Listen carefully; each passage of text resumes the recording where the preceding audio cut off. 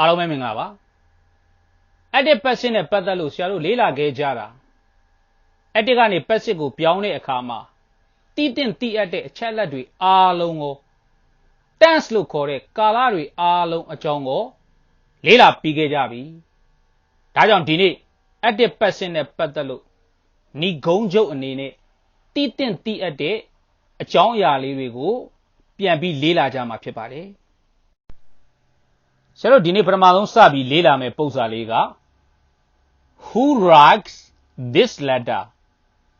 မြန်မာလိုအဓိပ္ပာယ်ကဒီစာကိုဘယ်သူရေးတာလဲ agent ကိုအသားပေးပြီးရေးထားတဲ့ active ဝါကျလေးပေါ့အဲ့ဒီ active ဝါကျလေးကိုဆရာတို့က passive ပြောင်းတော့မယ်တနည်းအားဖြင့်ပြောရင် patient ကိုဦးစားပေးပြီးရေးတော့မယ် patient ကိုရှေ့ထုတ်ရေးရတော့မယ်ဒါပေမဲ့ तू ကအစပြုပြီးပေးထားတာက by whom ဆိုပြီးအစပြုပြီးပေးထားတတ်တယ်အဲ့လိုပေးထားရင်ကလေးတွေအတွက်မျက်စိလဲသွားတတ်တယ်ဒါပေမဲ့တကယ်နားလဲတယ်ဆိုရင်ဘာမှမျက်စိလဲစရာအကြောင်းမရှိဘူးဘာကြောင့်လဲဆိုရင်ဆရာတို့က patient ကိုရှေ့ထုတ်ရေးရမှာဖြစ်တဲ့အတွက်ကြောင့် patient ကိုတွေးခဲ့ပြီးသားတွေးနေတဲ့ patient လေးဒီဘာလဲဆိုတော့က this letterဆရာတို့ပြောရမယ့်ကရိယာလေးကိုကြည့်လိုက်တော့ WRITES writes the present tense အဲ့လို present tense တွေ့လာခဲ့ရင်ဆရာတို့ပြောင်းလို့ရတာဒီ MSR plus past participle ဟုတ်ပြီဒါဆိုလို့ရှိရင် this letter ဒီအနေကိန်းဖြစ်တဲ့အတွက်ကြောင့်ဆရာတို့က MSR လေးထုတ်ပေးထားလိုက်တယ် X ပြီးတော့ကြမှာအဲ့ဒီ patient လေးပြန်ရေးပေးလိုက်တယ် this letter တွေ့နေတဲ့ present tense လေးကို past participle ပြောင်းပေးလိုက်တော့ written အမေးဝါကျဖြစ်တဲ့အတွက်ကြောင့် question mark ထည့်ဖို့မမေ့နဲ့ဒါကြောင့်ဒီကြောင်းလုံးရဲ့အဖြေက by whom is this letter written မြန်မာလိုအဓိပ္ပာယ်ကတော့အတူတူပဲဒီစာကိုဘယ်သူရေးတာလဲပို့ပြီးနားလည်သွားအောင်နောက်ထပ်တစ်ပုဒ်တော့ဆက်ပြီးလေ့လာကြည့်မယ်ဆိုရင် Who invented dynamite ရန်ဘလူးကိုဘယ်သူတီထွင်ခဲ့တာလဲ agent ကိုအသားပေးပြီးရေးထားတဲ့ active ဝါကျလေး passive ပြောင်းစေခြင်းတဲ့အတွက်ကြောင့်သူကရှေ့ထုတ်ပေးထားတယ် by whom ကရိယာကိုလေ့လာကြည့်လိုက်တော့ invented ဒီ past tense ဖြစ်တဲ့အတွက်ကြောင့်ရှာလို့သုံးလို့ရတာဒီ was were past participle သုံးလို့ရမယ် patient လေးကိုကြည့်လိုက်တော့ dynamite ဒီအနေကိန်းဖြစ်နေတဲ့အတွက်ကြောင့်ရှာလို့ကထုတ်ပေးထားလိုက်တယ် works ပြီးတော့မှအဲ့ဒီ patient လေးကိုပြန်ရေးပေးလိုက်တယ် dynamite တွေ့နေတဲ့ past tense လေးကို past participle ပြောင်းပေးလိုက်တယ် invented အမေးဝါကျဖြစ်တဲ့အတွက်ကြောင့် question mark ဒီကြောင်းလုံးကိုပြန်ပြီးကြည့်လိုက်တော့ by whom works dynamite invented မြန်မာလိုအဓိပ္ပာယ်ကတော့အတူတူပဲရန်ဘလူးကိုဘယ်သူတီထွင်ခဲ့တာလဲအခုလေ့လာလိုက်တဲ့ပုံစံလေးနှစ်ပုဒ်လုံးက active ကနေ passive ကိုပြောင်းတဲ့အခါမှာနောက်ဆုံးကြံနေခဲ့တဲ့ပုံစံလေးပေါ့ကဲဒါဆိုရင် passive ကနေ active ကိုပြောင်းရင်ရောပထမဆုံးပုံစံလေးလေ့လာကြည့်မယ်ဆိုရင် the bridge works big find the villagers မြန်မာလိုအဓိပ္ပာယ်ကရွာသူရွာသားတွေကတရားကိုတိဆောက်ခဲ့တယ် patient ကိုအသားပေးပြီးရေးထားတဲ့ passive ဝါကျလေးပေါ့ဟုတ်ပြီအဲ့ဒီ passive ဝါကျလေးကိုဆရာတို့က active ပြန်ပြီးပြောင်းတော့မယ် agent ကိုကြည့်လိုက်တော့ by နဲ့တွဲထားတာကိုသွားပြီးတွေ့ရတယ်ဒါကြောင့်အဲ့ဒီ agent လေးကိုရှေ့ပို့ပြီးရေးပေးလိုက်တယ် the villagers ကရိယာကိုလေးလာကြည့်လိုက်တော့ works bid ဆိုပြီးတော့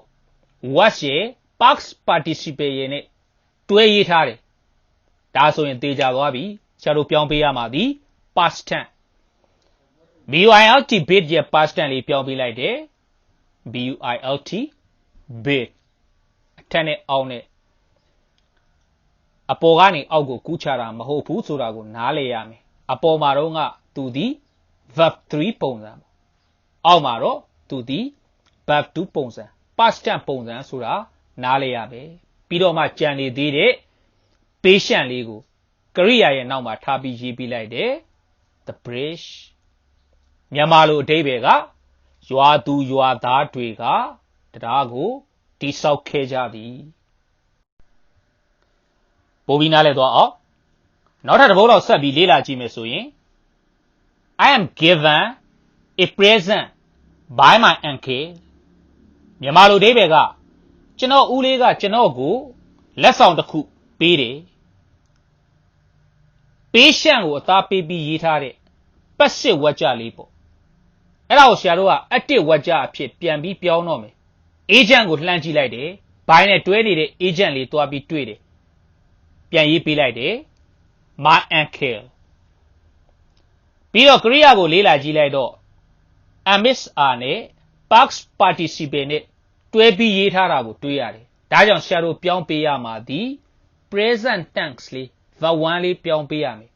ထွက်လာတဲ့ agent ကိုကြည့်လိုက်တော့ my uncle ဒီအနေကိန်းဖြစ်တဲ့အတွက်ကြောင့်ဆရာတို့ကရေးပေးလိုက်တယ် gives give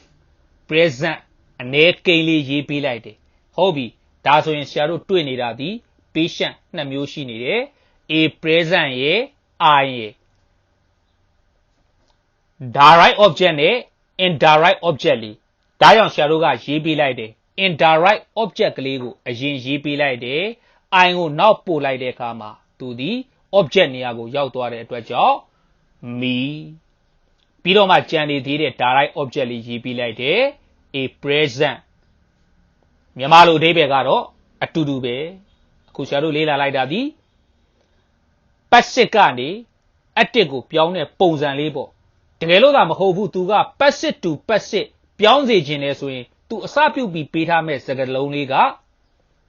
a present မျက်စိရှုပ်သွားမှာဆိုလို့တည်တည်ချာချာကြည့်သိခြင်းနဲ့အဲ့ဒါကဘာလဲဆိုရင်ဆရာတို့ခုလောလောဆယ်ဝက်ကြ3ချောင်းအထိရောက်လာခဲ့ပြီဒုတိယဝက်ကြသည် passive ကနေ active ကိုပြောင်းလိုက်တာအခုမဟုတ်ဘူးတတိယဝက်ကြမှာဆရာတို့က passive to passive ပြန်ပြောင်းတော့မယ်ဟုတ်ပြီ passive to passive ပြန်ပြောင်းဖို့အတွက်ကရိယာကိုလေးလာကြည့်လိုက်တော့ verb to be နဲ့ past participle နဲ့တွဲပြီးရေးထားတယ် I ဖြစ်နေတဲ့အတွက်ကြောင့် am လို့သုံးထားတယ်အခုပြန်ထွက်လာတာဒီ a present ဒီအနေကိန်းဖြစ်တဲ့အတွက်ကြောင့်ဆရာတို့ကရေးပေးလိုက်တယ် is given ပြီးတော့မှရှိနေသေးတဲ့ indirect object လေးကိုကရိယာရဲ့နောက်မှာထားပြီးရေးပေးလိုက်တယ်ဒီတိုင်းရေးလို့မရဘူး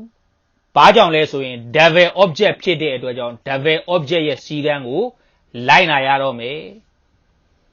အဲ့ဒီ double object ရဲ့စီကံကဘာလဲဆိုရင် direct object လေးကိုရှေ့ပို့ပြီး passive ပြောင်းနေဆိုရင် indirect object လေးရဲ့ရှေ့မှာ to ဒါမှမဟုတ် for ထည့်ပေးရမယ်ဆိုပြီး double object အရှုပ်တော်ပုံရှင်းတန်းထဲမှာရှင်းခဲ့ပြီးသားပါဒါကြောင့်ဆရာတို့ကပြန်ပြီးရေးပေးလိုက်တယ် to me ပြီးတော့ကြမှာကြံနေသေးတဲ့ by နဲ့ agent လေးကိုပြန်ပြီးရေးပေးလိုက်တယ် by my uncle မြန်မာလိုအဓိပ္ပာယ်ကတော့အတူတူပဲကျွန်တော်ဦးလေးကကျွန်တော်ကိုလက်ဆောင်တစ်ခုပေးတယ်ဒါကြောင့်တတိထားရမှာက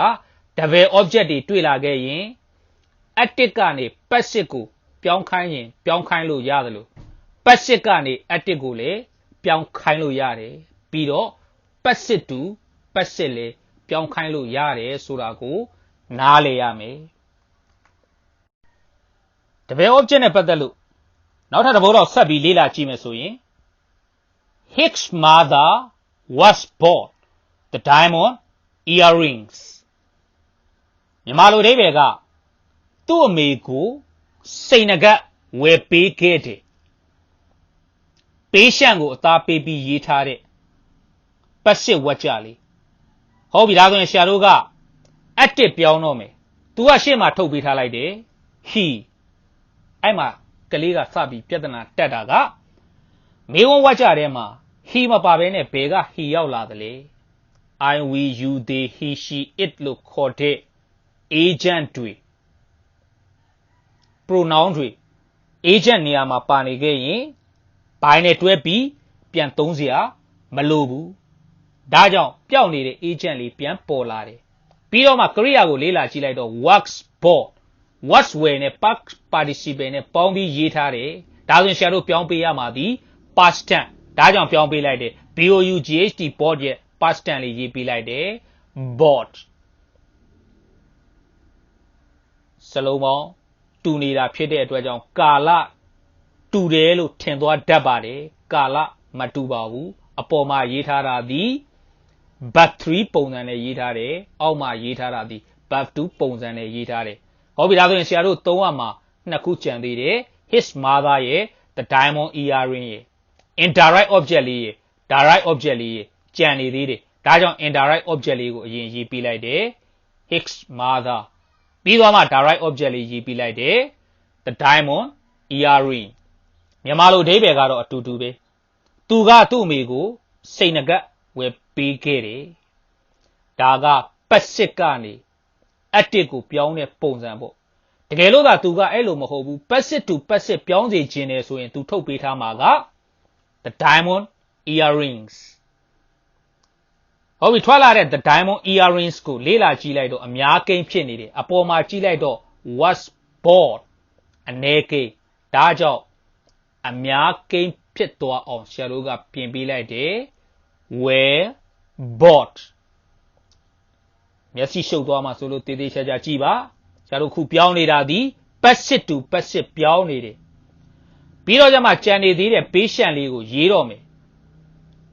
direct object ကိုရှေ့ထုတ်ပေးထားတာဖြစ်တဲ့အတွက်ကြောင့် indirect object ရဲ့ရှေ့မှာ to ဒါမှမဟုတ် for ထည့်ပေးရတယ်လို့အထက်မှာလည်းပြောခဲ့ပြီးသားရှေ့မှာလည်းပြောခဲ့ပြီးသားဒါကြောင့်ဆရာတို့က bought နဲ့တွဲပြီးသုံးတဲ့ preposition လေးနဲ့ပြန်ရေးပေးလိုက်တယ် for his mother မြန်မာလိုအဓိပ္ပာယ်ကသူကသူ့အမေကိုစိတ်ငကက်ဝယ်ပေးခဲ့တယ်နောက်ထပ်ဘလို့အခြေအနေမျိုးမှာ passive to passive ပြောင်းလို့ရသေးတယ်လေဆိုတဲ့ပုံစံနဲ့ပတ်သက်လို့လေ့လာကြည့်မယ်ဆိုရင် people are not allowed to smoke in this area မြန်မာလိုအဓိပ္ပာယ်ကလူတွေကိုဒီနေရာမှာဆက်လက်တောက်ခွင့်မပြုဘူး patient ကိုအသားပေးပြီးရေးထားတဲ့ passive ဝါကျလေး active ပြောင်းခိုင်းလို့မရဘူးသူက passive to passive ပြောင်းခိုင်းတော့မယ်ဒါကြောင့်သူကရှေ့မှာထုတ်ပေးထားတယ် no one ပြန်ထွက်လာတာဒီအနေကိန်းဖြစ်နေတယ်ဆိုတာနားလည်ရမယ်ဟုတ်ပြီ are not allowed လို့သူကပေးထားတယ် no one ဒီအနေကိန်းဖြစ်တဲ့အတွက်ကြောင့်ဆရာတို့ကပြန်ပြီးရေးပေးလိုက်တယ် is allowed ဆရာအငင်းဘယ်ရောက်သွားသလဲလို့သိကျင်တဲ့ပုံကိုယ်တွေအတွက်ရှေ့မှာ no one လို့ခေါ်တဲ့အငင်းလေးထုတ်ပေးထားတာကိုမြင်ရမယ်ဒါဆိုရင်ကြံနေသေးတာလေးကိုဆရာတို့ကပြန်ပြီးရေးပေးလိုက်တော့ to smoke in this area မြန်မာလိုအဓိပ္ပာယ်ကတော့အတူတူပဲဘယ်သူကိုမှဒီနေရာမှာဆက်လက်တောက်ခွင့်မပြုဘူးအခုလေးလာလိုက်တဲ့ပုံစံလေးဒီ passive ကနေ passive ကိုပြောင်းတဲ့ပုံစံလေးပေါ့ပိုပြီးတိကျအောင်ပြောမယ်ဆိုရင်တော့ passive အများကနေ passive အနည်းကိုပြောင်းတဲ့ပုံစံလေးနောက်ထပ်တစ်ပုဒ်လောက်ဆက်ပြီးကြည့်မယ်ဆိုရင် students are not allowed to take reference books away from the school library မြန်မာလိုအဓိပ္ပာယ်ကကျောင်းသားကျောင်းသူတွေကိုရည်ညွှန်းစာအုပ်တွေကျောင်းစာကြည့်တဲ့ရဲ့အဝေးကနေယူသွားခွင့်မပြုဘူး patient ကိုအသားပေးပြီးရေးထားတဲ့ passive ဝါကျလေးဟုတ်ပြီသူကအဲ့ဒါကို passive to passive ပြောင်းစေခြင်းတဲ့အခါမှာရှေ့ထုတ်ပေးထားတယ် no student ဆိုပြီးတော့အနေကိန်းနဲ့ထုတ်ပေးထားတယ်ဒါကြောင့်ဆရာတို့ကအနေကိန်းဖြစ်နေတဲ့အတွက်ကြောင့်ရေးပေးလိုက်တယ် is allowed passive ကနေ active ကိုပြောင်းတာမဟုတ်ပါဘူး passive to passive ပြောင်းတာဖြစ်တဲ့အတွက်ကြောင့်အပေါ်မှာတော့ကအများကိန်းမလို့သုံးထားတယ်အောက်မှာအနေကိန်းဖြစ်သွားတဲ့အတွက်ကြောင့် is လို့ရေးပေးလိုက်တယ် not ဘာလို့ပါမလာလဲဆိုရင်ရှေ့မှာ no ဆိုတဲ့အငင်းပါပြီးသားဖြစ်တဲ့အတွက်ကြောင့်ဒါကြောင့်ကြံနေတာလေးကိုပြန်ပြီးရေးပေးလိုက်တော့ to take reference books away from the school library မြန်မာလိုအဓိပ္ပာယ်ကတော့အတူတူပဲဘယ်ကျောင်းသားကိုမှရည်ညွှန်းစာအုပ်တွေကျောင်းစာကြည့်တဲ့ရဲ့အဝေးကိုယူသွားခွင့်မပြုဘူးဒီနေ့သင်ခန်းစာအတွက် နောက်ဆုံးတစ်ပုတ်ဖြစ်တယ်လို့ active passive ရဲ့စသိမ်းပိုင်းစာတန်းထိုးလေးအနေနဲ့နောက်ဆုံးတစ်ကြောင်းလောက်လေ့လာကြည့်မယ်ဆိုရင် women were not allowed to participate in Asian Olympic Games မြန်မာလိုအဓိပ္ပာယ်ကရှေးတုန်းကအိုလံပစ်ပြိုင်ပွဲတွေမှာအမျိုးသမီးတွေကိုဝင်ရောက်ရှင်ပြိုင်ခွင့်မပြုဘူးပေးရှန့်ကိုအသားပေးပြီးရေးထားတဲ့ပတ်စစ်ဝက်ကြလေးသူကပတ်စစ်အများကနေပတ်စစ်အ ਨੇ ကိုပြောင်းစေခြင်းတဲ့အတွက်ကြောင့်ရှေ့ထုတ်ပေးထားတယ် no woman အပေါ်မှာက women woman ဆိုပြီးအများကိန်းနဲ့ပေးထားတယ်အောက်မှာပေးထားတာက no woman ဆိုပြီးအ ਨੇ ကိန်းနဲ့ပေးထားတယ်ကာလကိုလေ့လာကြည့်လိုက်တော့ were not allowed was were ရဲ့ parks participate ရဲ့ပေါင်းပြီးရေးထားတယ်ဆိုတာနားလည်ရမယ်ဒါကြောင့် no woman ဒီ ਨੇ ကိန်းဖြစ်တဲ့အတွက်ကြောင့်ဆရာတို့ကရေးပေးလိုက်တယ် was allowed ပြီးတော့မှကြံနေသေးတာလေးကိုပြန်ရေးပေးလိုက်တော့ to participate in Asian Olympics Games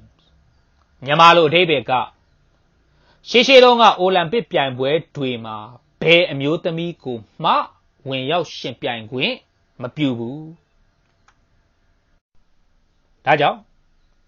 ဆရာတို့ဒီနေ့လေ့လာခဲ့တဲ့သင်ခန်းစာတွေနဲ့ပတ်သက်လို့ summary အနှစ်ချုပ်အနေနဲ့ဘာတွေကိုသိသွားရမလဲဆိုရင် passive to passive ပြောင်းခိုင်းတဲ့အခြေအနေလေးနှစ်မျိုးပေါ့အဲ့ဒါကဘာလဲဆိုရင်ပထမတစ်ခုက passive အများကနေ passive အ ਨੇ ကိုပြောင်းခိုင်းတဲ့ပုံစံလေးရဲ့ double object တွေတွေ့လာခဲ့ရင် passive to passive ပြောင်းလို့ရတယ်ဆိုတဲ့ပုံစံလေးရဲ့ကိုသိသွားရမယ်ဒါဆိုရင်ဆရာတို့ active passive နဲ့ပတ်သက်လို့အားလုံးလေ့လာပြီးသွားပြီဖြစ်တဲ့အတွက်ကြောင့်ကလေးတို့ဘက်ကကျွမ်းကျင်လာအောင်မှန်မှန်ပြန်ပြီးလေ့ကျင့်ရမယ် double negative pattern နဲ့ပတ်သက်လို့နောက်သင်ခန်းစာမှာဆက်ပြီးလေ့လာမှာဖြစ်တဲ့အတွက်ကြောင့်ဆရာတို့နောက်တစ်ချိန်သင်ခန်းစာမှာပြန်ပြီးဆုံကြမယ်အားလုံးကိုကျေးဇူးတင်ပါတယ်